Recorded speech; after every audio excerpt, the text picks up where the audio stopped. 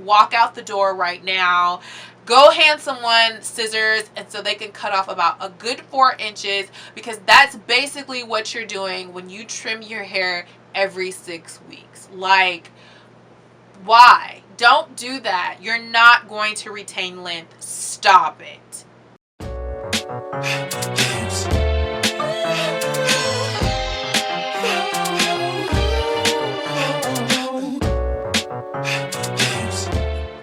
Hello everyone, welcome to my channel. My name is Felicia Mesadieu, your guide to help you design the best version of you by looking and feeling your best.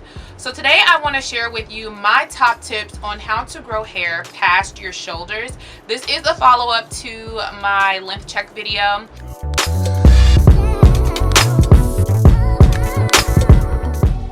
The reason why I wanted to do this video is because it seemed like for me, growing my hair past my shoulders seemed to be the hardest. Like in between that shoulder collarbone length stage, it just really seemed to, my hair just seemed to like, it almost like it was stunned. Like the growth is always there, your hair is constantly growing, so that's something that we all need to know. But it just seemed like I wasn't able to retain the length for whatever reason. Now I think a lot of this was due to the fact that I just didn't know what to do. So I decided to come up with some tips because I know that it seems to be a common issue within the hair community. I think this is very common for a lot of women. No matter your hair type, I think that just kind of growing it past the shoulders seems to be an issue, and I just really wanted to address that. So I did write down some tips because it's kind of extensive and I really don't want to get too off topic because I know I can get super long-winded, and I didn't want that today for y'all. I didn't want to put y'all through that. I'm gonna give it to you straight, no chaser. I'm going to tell you exactly how I feel about this topic, so just get ready for it. So reaching a plateau, number one, what I recommend is acceptance and appreciation for your hair.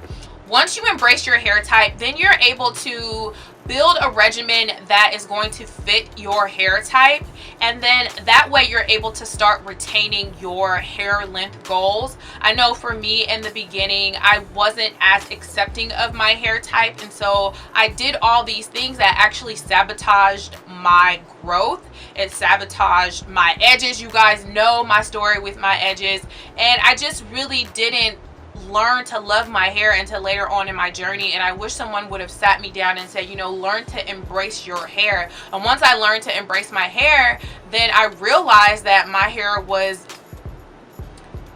some quality hair. Let me just say that right then and right there. Like I had some quality hair, and I was led to believe that I didn't have quality hair when I do.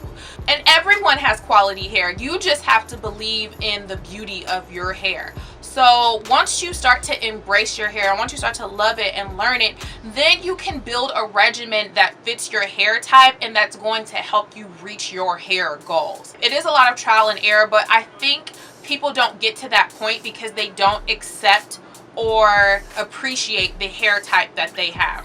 So my very first tip would be to identify your hair type, learn to love, accept, and appreciate it, because it's your hair and it's not going to change. My second tip is going to be moisturize the hair. Lack of moisture has probably been the number one reason that my hair did not flourish in my early 20s, in my childhood, in my teen years. I just didn't know about moisture. Now, growing up, I was not taught to wash my hair frequently, because washing the hair, what is washing the hair going to do? It's going to kink up the hair. And I just wasn't taught how to wash it properly. I probably washed my hair maybe once a month, maybe every other month when I went to the hair salon or something of that nature. I know that for me, I did not wash my hair frequently. So that was a little bit of you know, as I transitioned into natural hair, I had to learn how to moisturize it properly. And I grew up using grease. What is grease gonna do? Really? And so I had to learn how to incorporate moisturizing products into my regimen. Water is going to be the #1 hydrator for your hair, and then you're going to have to lock in that moisture with some type of cream or oil or liquid based product, whatever your product is or whatever your combination is for the lock method. You are going to need to lock that moisture in. So you'll have to learn how your hair maintains the moisture. Some people can maintain moisture for a long time, others cannot. I know for me, I have to moisturize my hair either daily or every other day, unless my hair is in some type of protective style like twist. That really is one of the only ways that my hair will stay moisturized for a long period of time. Do not be afraid of water. Do not be afraid to wash your hair. When my hair is straight, I even moisturize my hair with water. I'll spritz it with a water bottle. It does not have to be, you don't have to drench the hair, but I'll just do like a little bit of a spritz like that with something like, actually this exact water bottle. I use that and I'll just give my hair a little bit of a spritz. It doesn't reverse the hair. If you do wear your hair flat iron, your hair can actually benefit from a little bit of mist. Do not be afraid of water. Don't be afraid that your hair is going to revert back immediately. I completely understand like your hair reverting back because of humidity or you know, a big splash of water, but like a little bit of a mist is not going to kill your flat iron. Okay, your flatty can still swing.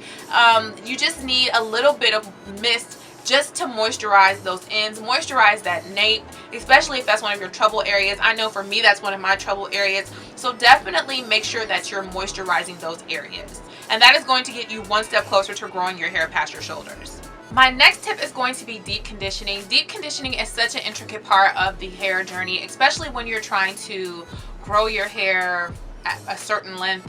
For me, I know that I always struggled with deep conditioning simply because I just didn't understand the importance of deep conditioning, nor did I understand exactly how to properly deep condition the hair. So I would deep condition my hair with just a regular conditioner, the conditioner that comes with a set of the shampoo, and I would think that that was deep conditioning. I would put a shower cap on my head and then I would say, okay, I deep conditioned, and I would only deep condition for like 10 or 15 minutes.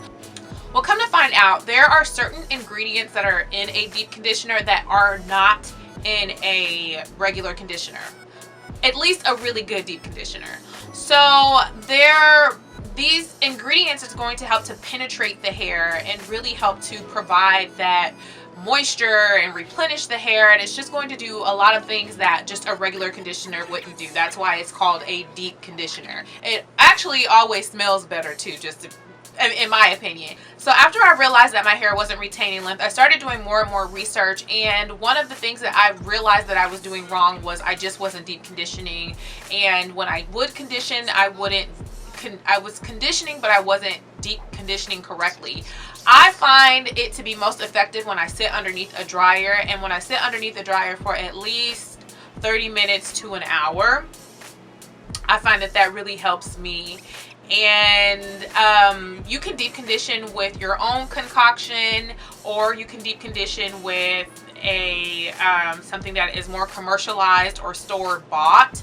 I can do either or. However, I don't always have the time to mix up stuff, so I will just actually I will just purchase something. But and I do get sent a lot of products as well, so deep conditioning is not an issue for me. It's just finding one that really works for my hair. So you also want to find a deep conditioner that really works for your hair, that your hair really takes to, and that it really likes, so your hair can flourish. I mean, that's all we want. We want our hair to flourish. So prior to this year, before I started really focusing on keeping my hair in single strand twists so that I wasn't manipulating it, I would deep condition my hair anywhere from once a month to twice a week. At one point, I think I was doing it like once a week, but that takes a lot of time and a lot of patience. If you don't have the time, I would say every 2 weeks is okay, and even once a month is okay, but you have to be consistent with it. You can't just do it 1 month and then you don't do it again for like another 5 months. You have to actually do it once a month. So, and I would pick an actual day and stick to that day that you're going to do it. So if it's going to be like a Saturday or a Friday, I would pick that.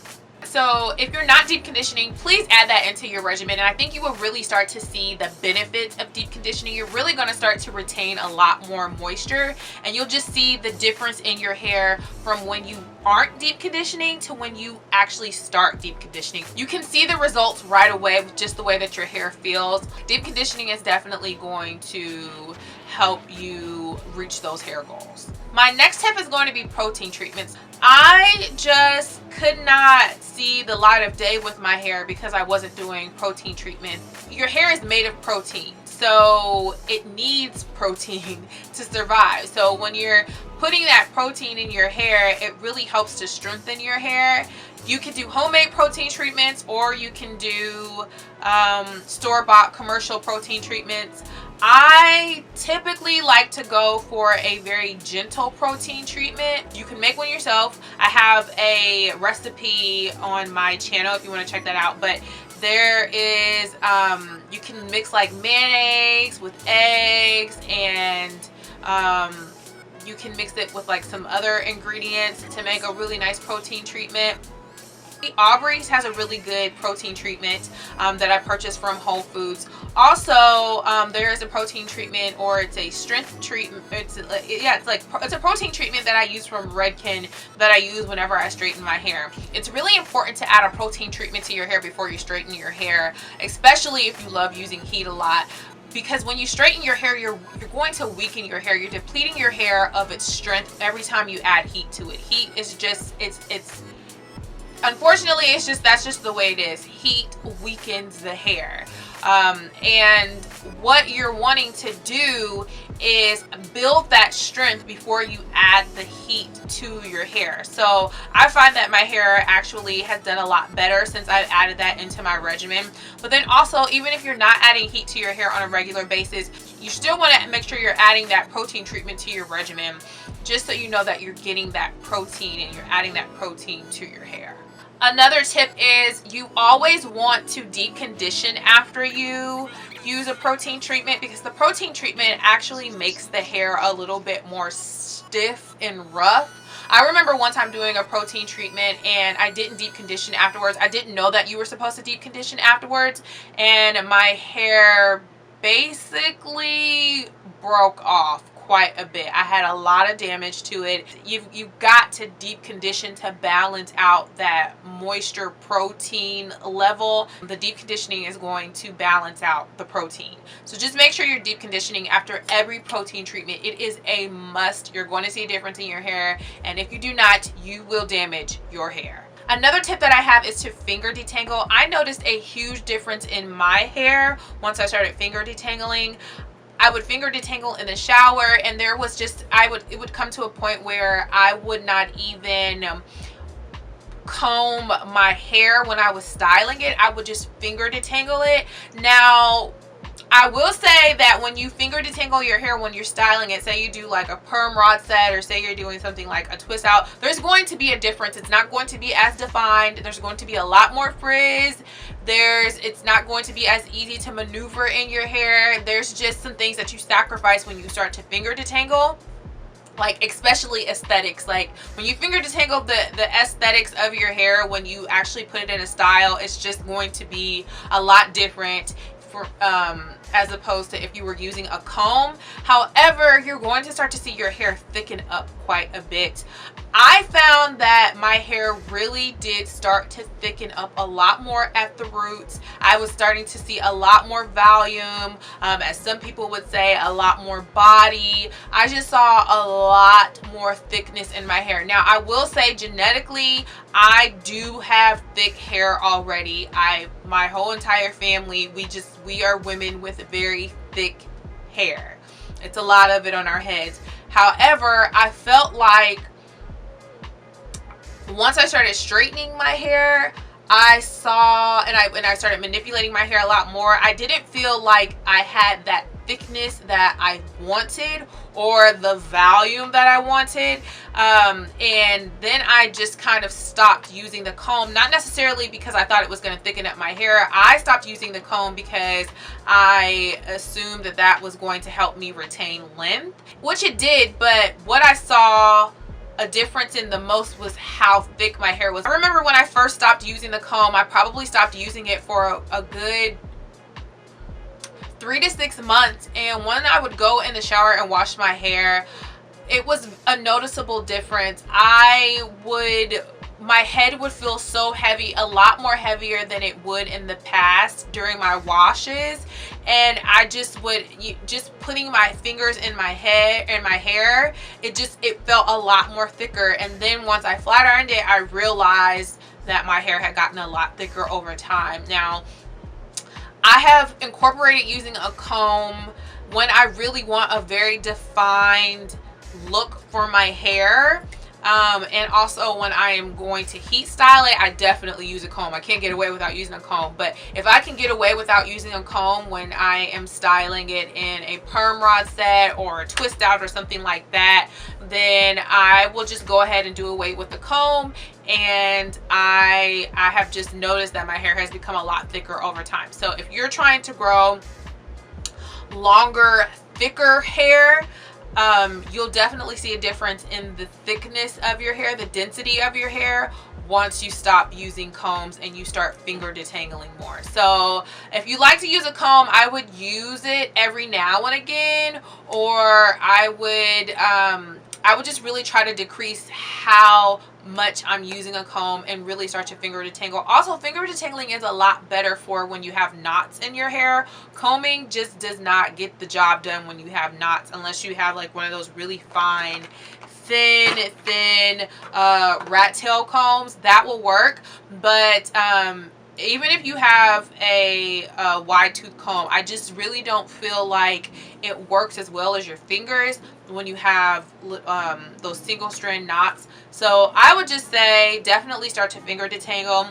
You're going to notice a lot more thickness, and you're also going to notice that you're not tearing out your hair as much when you get those single strand knots, because you're not adding the tension on it as you're combing or raking through your hair. Another tip that I have is the wash routine. You have to have a structured wash routine. Now, I know there are times where you get lazy and you don't want to section off the hair or braid the hair to make sure that it's not getting super tangled. I'm very guilty of it. I can honestly say around September of last year, I was getting sent a lot of products, and I had to do a lot of videos for a lot of brands, and I was constantly having to wash my hair and manipulate my hair, and it just got to a point where I completely abandoned my wash routine just so I could get the video out to people. I mean, just so I could get the video out to the brands and get it on my channel, and I would just wash my hair. I mean, I would never like scrunch it up like you would see in the videos, like the oh my hair, like those herbal essence commercials. Like, I would never do anything like that. However, I was just kind of like adding the shampoo and like massaging it down. But for me, and if you have something similar to my hair type, if you have like, if you're my hair twin or if you're my hair sister, then we need to be having a very structured hair wash routine, and we definitely need to be sectioning it off. We don't need to be having it loose. We need to section it off. I have adopted a regimen where I actually braid my hair or twist my hair and wash my hair in those twists in those braids. I do have a video on that I will link down below. That has really helped me to retain length. It just helps to make sure I'm not having all of those tangles within my hair, and it just saves me a lot more time in the shower. So that is something that I have built into my regimen over time. But you definitely need to have a structured wash routine. You definitely need to be sectioning your hair off. Like, that's just, I'm not taking no for an answer. You need to section your hair. Section your hair with clips, braid your hair off, twist your hair off. I don't care. You need to section your hair. Another tip that I have would be to keep the hair stretched. If you have coarse hair, kinky hair, coily hair, tightly coiled hair, very kinky hair, even kinky curly, if you consider it to be in between that type 4 range, I would definitely say you're really going to benefit from keeping the hair stretched. that was when I started to really see the difference in my hair. Well, I've seen it in all of these tips, but I think a key element for me when I just said, okay, this is working, is when I realized that my hair loved to be stretched. And when I say that, I mean styles like this. Nothing that's going to revert the hair back to the natural curl pattern, because that creates the tangles. When you're creating those tangles, it's very hard to retain that moisture because the moisture doesn't want to travel down to the ends of the hair. It just wants to stay at the root or get trapped in the yeah, it just gets trapped in that hair. It doesn't really want to trickle down to the ends of the hair, and that just happens when you have more of a tightly coiled or coily curl pattern. It just does not want to, the moisture just doesn't want to come down. So once your hair is straight, it easily travels down, and also it will just you'll retain the moisture a lot better than you would if your hair was in its natural state. I know that sounds really, that, you know, you would think that I'm doing my best to keep my hair in its natural state. I'm embracing my hair. Why can't my hair just grow when it's in its tightly coiled state? I've just come to realize that it's just something that I have to put a little bit more work into in order to get my hair to function the way that I want it to. So I just take out the extra time to make sure my hair is stretched. I don't like tangles. I can't stand dealing with them, so I don't do wash and goes. I do not. I've done them a couple of times in the past, maybe a little bit more than a couple of times, and once I realized that that wasn't helping my hair to flourish and retain length, I stopped. It's time consuming having to pick out all those knots. I don't like feeling like my hair has knots in them. So I do like a good twist and curl. However, twist and curls take a lot of manipulation. So for me, the best bet while I'm going through my natural hair journey of trying to grow it out even longer, it's best for me to just keep my hair in twist, or if I'm going to straighten it, keep it straightened, but then I would immediately have to put it in some type of like braids to keep it stretched for as long as I can, since I work out so much. So definitely making sure that the hair is stretched. Another tip that I have, protective styling. Protective styling. Now that kind of goes hand in hand with like keeping the hair stretched. I feel like if you are putting your hair in protective styles, then you should be stretching your hair at the same time. Typically protective styles consist of braids, twists, bunning. Stop trimming the hair so frequently. I know we're taught to trim our hair every 6 weeks. Stop it. Stop. It's not doing anything but causing you to stay stagnant in your hair journey. The more you trim your hair, the more it'll grow. That is a straight up myth and a lie. Don't believe the hype, ladies. If you trim your hair every 6 weeks to every 2 to 3 months, you're not going to retain the length. You can just forget it. Walk out the door right now. Go hand someone scissors and so they can cut off about a good 4 inches, because that's basically what you're doing when you trim your hair every 6 weeks. Like, why? Don't do that. You're not going to retain length. Stop it. Stop trimming your hair every 6 weeks, at least until you get a little bit of length. I would say if you are just starting out, I would not trim my hair for at least a year. And some people would say, no, you got to at least do it twice a year. I trimmed my hair. I went the whole year last year without trimming my hair. I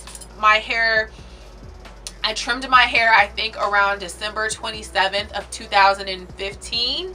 And then December of 2000, I think maybe the 27th or the 28th of 2016, I trimmed my hair. And I trimmed very little. The woman that I went to, she was very understanding of my hair goals, and she did exactly what I asked. She trimmed it very, very little, and I was able to retain a lot of length. Now, if aesthetics is something that's really important to you, then maybe trim your hair every 5 to 7 months. But trimming your hair every 6 weeks or every 2 months or even every 3 months, you're not going to see the length that you want to see. You're just not. It doesn't happen. If you're keeping your hair off your shoulders, if your hair is not brushing up against your clothes, if your hair is, if you're really keeping your hair up, you shouldn't have to trim your hair much. You should only have to trim it twice a year, if that. That's it. That concludes my tips for this video. There are so many more other tips that I could give. I could go into so much more detail, but I think that's why I have other videos that actually demonstrate things for you all. And then also I have another video that I want to do that is going to explain how to get past armpit length, because I feel like armpit length, I was stuck at armpit length for a bit, but it's a little bit more simplified, but it's a whole nother beast, and it's just another video that I would like to make. So that concludes this video. I do just want to say that I know that these tips probably seem a little repetitive, and you probably feel like you have heard these tips from other natural hair enthusiasts or natural hair gurus or hairstylists. But the reason why these tips are constantly being repeated is because they work. I felt the same way. I felt like I was being fed the same information. But it's because it works. It's tried and true. These tips work. So if you just put them into practice, you're going to see your hair progress. I promise you. I want to let you know it's not going to happen overnight. If you want to see more videos like this, like this video. Like this video. Share this video. Because as I always say, we all want the same thing. We all want the same thing. If you clicked this video, then we all want the same thing. So share this video. Thank you so much for watching. If you're not a subscriber, please subscribe so you can see more videos like this. Favor, peace, and blessings, and I will see you all in the next video. Bye.